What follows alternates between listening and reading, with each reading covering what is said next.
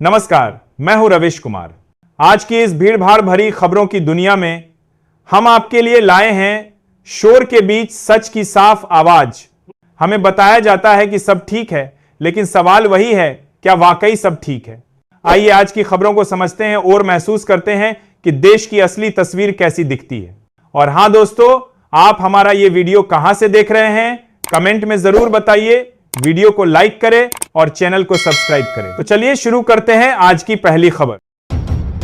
उत्तर प्रदेश सरकार सीमा विस्तार वाले नए शहरी इलाकों के विकास पर करीब 900 करोड़ रुपए खर्च करेगी। इन क्षेत्रों में सड़क, सीवरेज, जलापूर्ति, स्ट्रीट लाइट और हाईटेक सुविधाएं विकसित की जाएंगी। सरकार का उद्देश्य तेजी से बढ़ते शहरी विस्तार को योजनाबद्ध तरीके से विकसित करना है, ताकि लोगों को बेहतर बुनियादी सुविधाएं मिल सकें। अधिकारियों के अनुसार इस योजना से रोजगार के अवसर भी बढ़ेंगे और नए इलाकों को आधुनिक शहरों जैसी सुविधाएं उपलब्ध होंगी। एटा जिले के जलेसर में प्रशासन ने अतिक्रमण के खिलाफ बड़ी कार्रवाई करते हुए 28 अवैध दुकानों को ध्वस्त कर दिया। यह कार्रवाई नगर पालिका और पुलिस बल की मौजूदगी में की गई, जिससे इलाके में खलबली मच गई। प्रशासन का कहना है कि ये दुकानें सार्वजनिक भूमि पर अवैध रूप से बनी थीं। कार्रवाई के दौरान सुरक्षा के कड़े इंतजाम किए गए। अधिकारियों ने स्पष्ट किया कि आगे भी अतिक्रमण के खिलाफ अभियान जारी रहेगा। चंडीगढ़ में घने कोहरे और कड़ाके की सर्दी को देखते हुए प्रशासन ने स्कूलों की छुट्टियां बढ़ाने का फैसला किया है।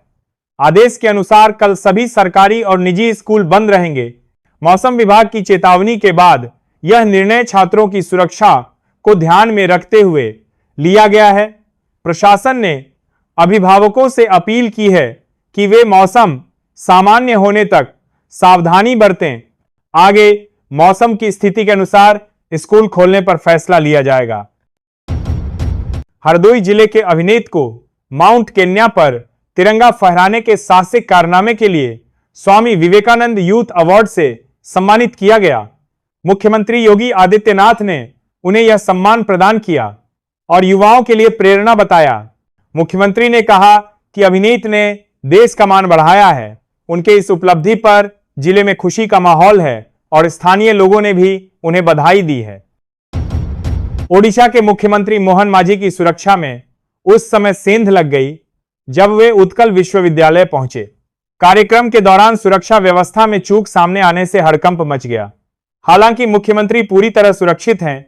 घटना के बाद सुरक्षा एजेंसियां अलर्ट हो गईं और मामले की जांच शुरू कर दी गई है। अधिकारियों ने कहा कि लापरवाही बरतने वालों की पहचान की जा रही है और भविष्य में ऐसी चूक न हो, इसके लिए सुरक्षा व्यवस्था और सख्त की जाएगी। उत्तर प्रदेश सरकार अब पर्यावरण संरक्षण और जल संरक्षण के क्षेत्र में उल्लेखनीय कार्य करने वाले युवाओं को भी स्वामी विवेकानंद यूथ अवार्ड देगी। मुख्यमंत्री योगी आदित्यनाथ ने इसका बड़ा ऐलान करते हुए कहा कि युवा पर्यावरण बचाने में अहम भूमिका निभा रहे हैं। सरकार ऐसे प्रयासों को प्रोत्साहित करना चाहती है। इस फैसले से जल संरक्षण, वृक्षारोपण और स्वच्छता से जुड़े अभियानों को नई ऊर्जा मिलेगी और युवाओं की भागीदारी और मजबूत होगी। भारतीय यात्रियों के लिए बड़ी राहत की खबर सामने आई है। जर्मनी जाने वाले यात्रियों को अब ट्रांजिट वीजा से छूट मिलने की संभावना जताई जा रही है। यदि यह नियम लागू होता है तो जर्मनी के रास्ते अन्य देशों की यात्रा करने वाले भारतीयों को वीजा प्रक्रिया से राहत मिलेगी। ट्रांजिट वीजा आमतौर पर किसी तीसरे देश में कुछ समय रुकने पर जरूरी होता है। इससे यात्रा आसान, सस्ती और समय की बचत वाली होगी। सारण जिले के लिए 22 जनवरी का दिन ऐतिहासिक रहने वाला है। मुख्यमंत्री नीतीश कुमार इस दिन 100 करोड़ रुपए से अधिक की विकास योजनाओं की सौगात देंगे। कार्यक्रम के दौरान करीब 200 योजनाओं का लोकार्पण और शिलान्यास किया जाएगा। इन योजनाओं में सड़क, शिक्षा, स्वास्थ्य और आधारभूत ढांचे से जुड़े कार्य शामिल हैं। प्रशासन ने कार्यक्रम की तैयारियां तेज कर दी हैं। सरकार का कहना है कि इससे जिले के विकास को नई गति मिलेगी।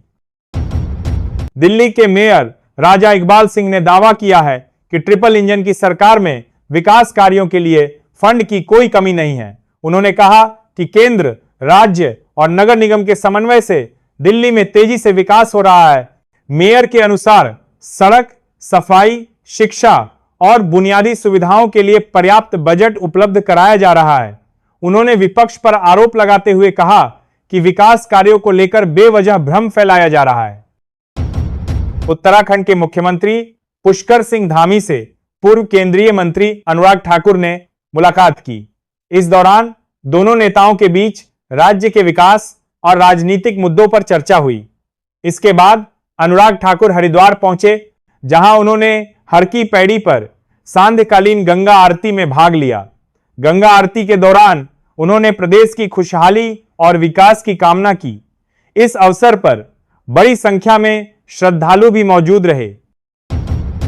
कपिल मिश्रा के खिलाफ दर्ज एफआईआर मामले में जवाब दाखिल करने के लिए पंजाब पुलिस ने अदालत से 10 दिन का समय मांगा है। पुलिस का कहना है कि मामले से जुड़े दस्तावेजों और तथ्यों की जांच की जा रही है। कोर्ट ने इस मांग पर विचार करने का आश्वासन दिया है। इस मामले को लेकर राजनीतिक हलकों में भी चर्चा तेज है। अब अगली सुनवाई में पुलिस अपना विस्तृत पक्ष रख सकती है। अयोध्या दौरे पर पहुंचे भाजपा नेता पंकज चौधरी ने कार्यकर्ताओं को संबोधित करते हुए कहा कि पार्टी में बूथ स्तर का कार्यकर्ता भी मेहनत और निष्ठा के बल पर बड़े पदों तक पहुंच सकता है। उन्होंने संगठन को कार्यकर्ता आधारित बताते हुए कहा कि भाजपा में अवसर सभी के लिए समान है। चौधरी ने कार्यकर्ताओं से जनता से जुड़कर काम करने का आह्वान किया और आगामी चुनावों में संगठन को मजबूत करने पर जोर दिया। उत्तराखंड के बागेश्वर जिले में 3.5 तीव्रता का भूकंप महसूस किया गया, जिससे लोगों में दहशत फैल गई। भूकंप के झटके लगते ही लोग घरों से बाहर निकल आए। हालांकि अब तक किसी तरह के जान माल के नुकसान की सूचना नहीं है। प्रशासन ने लोगों से सतर्क रहने और अफवाहों पर ध्यान न देने की अपील की है। भूकंप की तीव्रता कम होने के कारण स्थिति सामान्य बनी हुई है, लेकिन आपदा प्रबंधन टीम अलर्ट पर है। सुप्रीम कोर्ट में अहम सुनवाई से पहले अमेरिका के पूर्व राष्ट्रपति डोनाल्ड ट्रंप ने चिंता जताते हुए कहा कि अगर फैसला उनके खिलाफ गया तो वे बर्बाद हो जाएंगे। ट्रंप को डर है कि कोर्ट का फैसला उनके राजनीतिक भविष्य और आर्थिक हितों पर गहरा असर डाल सकता है। यह मामला चुनावी नियमों और कानूनी दायरे से जुड़ा बताया जा रहा है। सुनवाई से पहले ट्रंप के बयान ने अमेरिकी राजनीति में हलचल तेज कर दी है। डिप्टी मुख्यमंत्री की जन चौपाल के दौरान अचानक बिजली गुल होने के मामले में जांच रिपोर्ट सामने आ गई है। सीडीओ द्वारा कराई गई जांच में लापरवाही के जिम्मेदार अधिकारियों की पहचान की गई, जिससे प्रशासनिक हलकों में हड़कंप मच गया। रिपोर्ट में बताया गया कि पूर्व सूचना और वैकल्पिक व्यवस्था के बावजूद जरूरी इंतजाम नहीं किए गए। मामले में दोषियों पर कार्रवाई की सिफारिश की गई है। जांच के नतीजों ने कई अधिकारियों को चौंका दिया है। आबीएमसी चुनाव से पहले महाराष्ट्र के उप मुख्यमंत्री देवेंद्र फडणवीस ने बड़ा बयान दिया है। उन्होंने कहा कि बृहन मुंबई महानगर पालिका का नेतृत्व मराठी लोगों के हाथ में ही रहेगा। फडणवीस ने जोर देते हुए कहा कि मराठी अस्मिता और अधिकारों से कोई समझौता नहीं किया जाएगा। उनके इस बयान को आगामी नगर निकाय चुनावों से जोड़कर देखा जा रहा है। राजनीतिक विश्लेषकों के अनुसार इससे मुंबई की राजनीति में मराठी बनाम बाहरी मुद्दा फिर से गर्मा सकता है।